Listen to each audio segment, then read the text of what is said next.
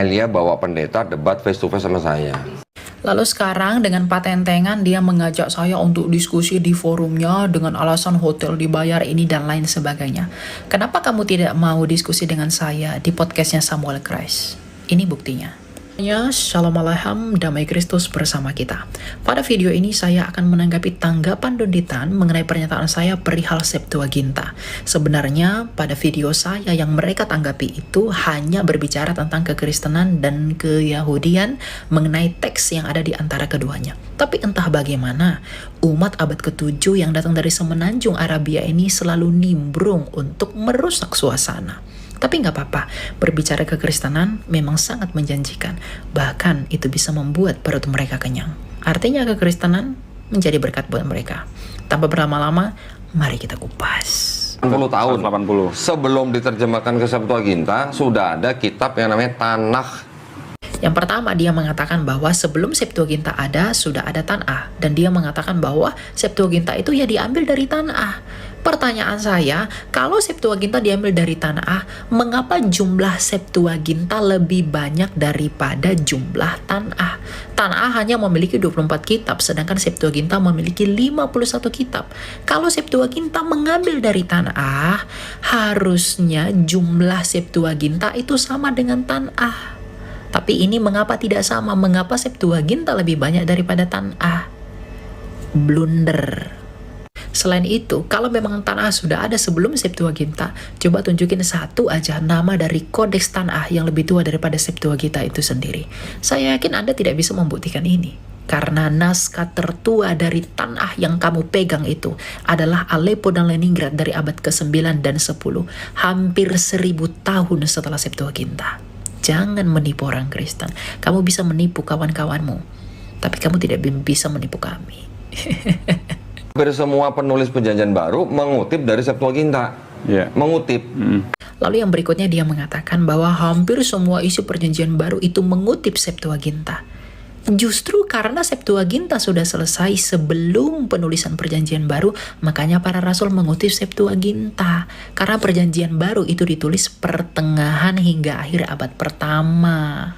Kalau dia mengutip Septuaginta, berarti Septuaginta sudah ada sebelum pertengahan abad pertama. Ini akan bertentangan dengan argumentasimu yang berikut ini. Saya kira di abad kedua, ketiga, keempat itu ada bapak-bapak gereja yang namanya Origen. Ada lagi Lucian, ada lagi Hesisius. 3 bapak gereja ini yang meresensi namanya. Nah, meresensi itu apa? Meresensi itu artinya mengkritik terjemahannya Septuaginta. Terjemahan Septuaginta yang sudah dalam bahasa Yunani itu dikritik, kemudian ada yang diubah-ubah. Diubah-ubah, kenapa diubah-ubah? Supaya masuk ke dalam teologinya Kristen. Di video ini dia mengatakan bahwa di abad kedua sampai di abad keempat ada bapak-bapak gereja yang mengkritik Septuaginta lalu mengubahnya dengan meresensinya agar lebih sesuai dengan teologi kekristenan. Padahal dia lupa, dia sendiri yang ngomong bahwa hampir semua isi perjanjian baru mengutip Septuaginta. Perjanjian baru itu sudah selesai sebelum abad pertama.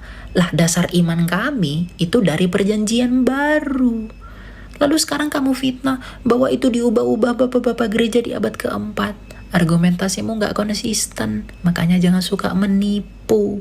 Lagi pula kamu bilang begini nih. Septuaginta yang bikin bukan Kristen, yang nyusun bukan Kristen.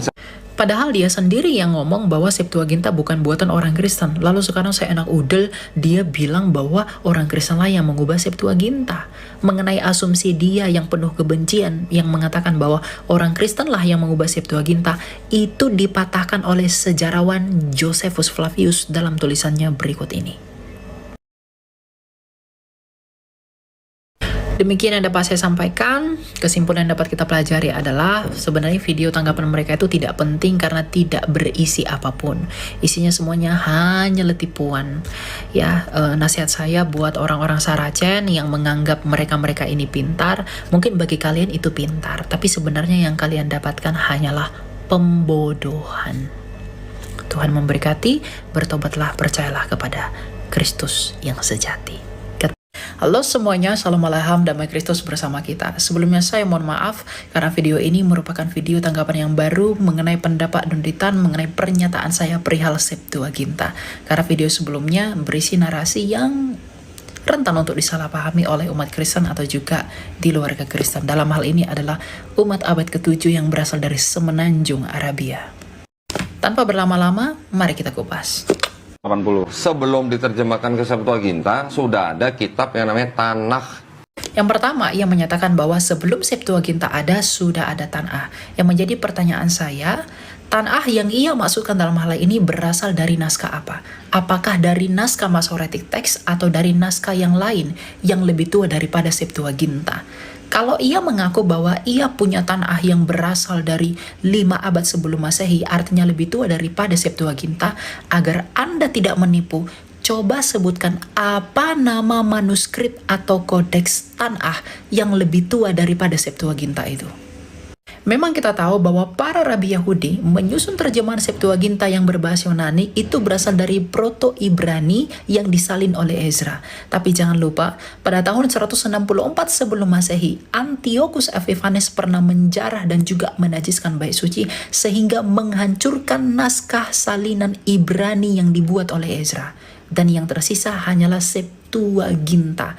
Makanya tidak heran, narasi perjanjian baru lebih banyak mengutip Septuaginta daripada naskah Ibrani. Untuk itulah saya menagih Anda untuk menyebutkan apa nama manuskrip atau kodeks yang sudah dikumpulkan sebelum Septuaginta selesai.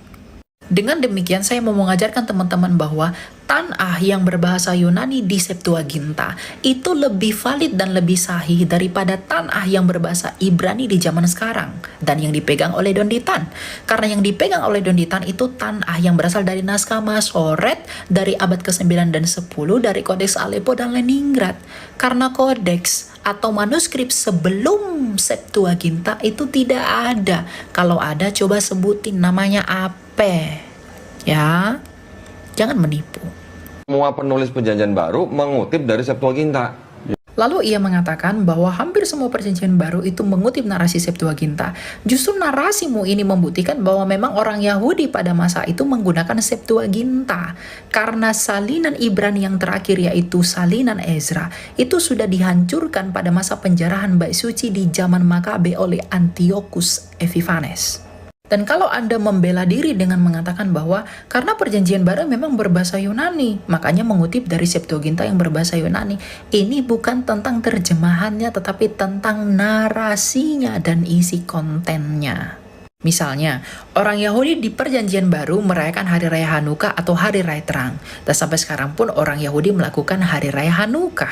Dan tentang Hanukkah itu tidak ada di dalam Tanakh Ibrani Masoret yang dipakai oleh orang Yahudi di zaman sekarang.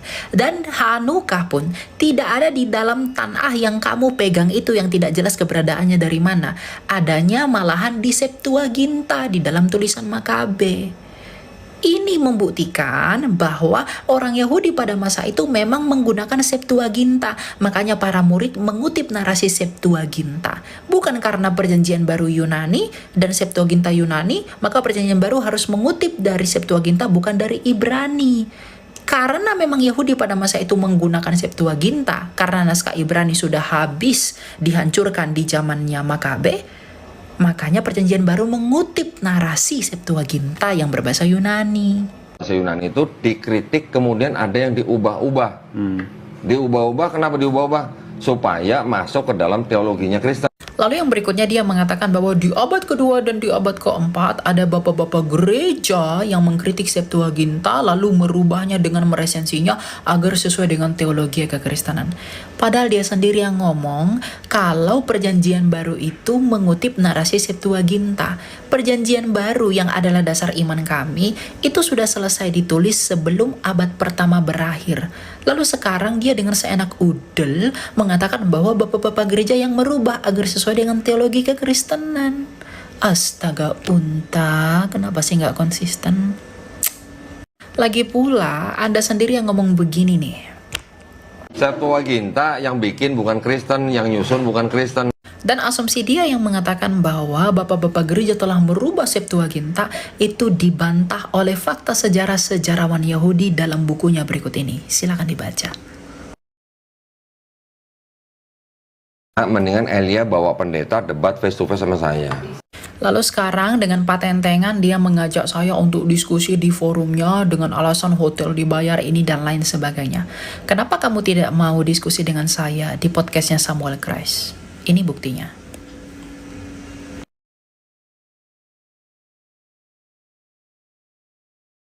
Jadi jangan cuma berani di kandang aja. Mari dong diskusi di forumnya pihak ketiga. Petantang, petenteng, tapi beraninya di kandang. Mau geruduk ya. Demikian tanggapan yang saya berikan. Ingatlah bahwa mereka itu kurang percaya diri dengan ajarannya sehingga ikut campur dengan pengajaran kekristenan keyahudian. Memang mereka bukanlah Abrahamik, tetapi mereka berusaha untuk kelihatan Abrahamik. Dan supaya bisa makan begitu. Tuhan memberkati. God bless you guys.